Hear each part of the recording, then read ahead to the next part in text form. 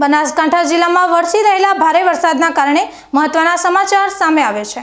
4 વર્ષના લાંબા અંતરાલ બાદ થરાદ તાલુકાના ગામોમાં રેલ નદીનું પાણી પહોંચ્યું છે, જેના કારણે ખેડૂતો અને સ્થાનિકોમાં એક તરફ ખુશી તો બીજી તરફ ચિંતાનો માહોલ છે।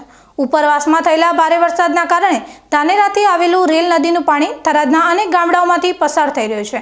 આ પાણીના પ્રવાહને કારણે ખેતરોમાં કરેલા વાવેતરને નુકસાન થવાની સંભાવના સેવાઈ રહી છે, જેનાથી ખેડૂતોમાં ચિંતા જોવા મળી રહી છે। રેલ નદીના નીર થરાદના અરેન્ટવા ગામે પણ પહોંચી ગયા છે। વર્ષ 2015 અને 2017ના ભયાનક પૂરના વર્ષો બાદ ફરી એકવાર નદીમાં પૂર જેવી સ્થિતિ સર્જાઈ છે। આ નદી થરાદના ધાખા, જોરાપુરા, ડુવા, અરંટવા, રાહ, લખાપુરા, કમાળી, દુધવા, વામી, લોરવાડાથી ઢીમા સહિતના ગામોમાંથી પસાર થાય છે। સ્થાનિક તંત્ર તેમજ રાજકીય આગેવાનો દ્વારા લોકોને નદીના પ્રવાહથી દૂર રહેવા અને સાવચેતી રાખવા અપીલ કરવામાં આવી છે। કોંગ્રેસ અગ્રણી મોગીલાલ પટેલે જણાવ્યું હતું કે આ રેલ નદીના વિસ્તારમાં આવતા ખેડૂતો અને રહેવાસીઓને હું અપીલ કરું છું કે તેઓ સાવચેતીના ભાગરૂપે તાત્કાલિક સુરક્ષિત જગ્યાએ સ્થળાંતર કરી લે। પરિસ્થિતિને ધ્યાનમાં રાખીને તંત્ર દ્વારા નદી કિનારે આવેલા ગામોમાં સતત દેખરેખ રાખવામાં આવી રહી છે અને જરૂર પડે લોકોને મદદ કરવા માટે ટીમોને સજ્જ રાખવામાં આવી છે। બોલો, આ જે નદી વહે છે એનું નામ રેલ નદી છે। એ ધાનેરાથી અહીંયા પસાર થાય છે। આ તમે જે દ્રશ્ય દેખો છો એ અરંટવા ગામનું છે।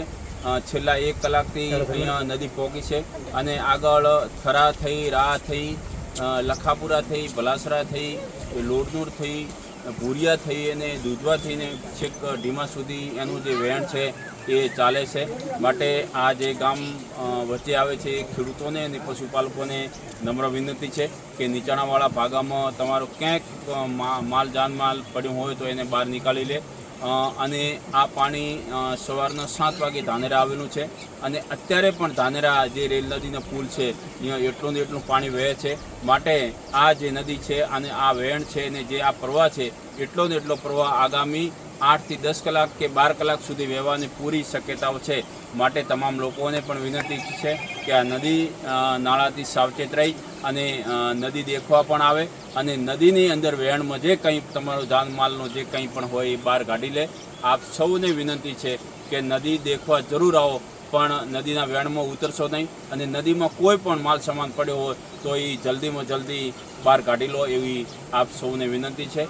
આ રેલ નદી વહે છે, આ લોકમાતા છે અને 4-5 વર્ષે અહીંયા સુધી પહોંચી છે। ઉપરવાસમાં ભારે વરસાદના કારણે આ નદીનું વહેણ આવે છે અને ખેડૂતોને અત્યારે તો આ જે પાણી આવે છે એનાથી ફાયદો જ છે, કેમ કે ભૂગર્ભ જળમાં સમૃદ્ધ થઈ અને ખેડૂતોને જે પાણી ભૂગર્ભ જળ છે એ સમૃદ્ધ કરશે।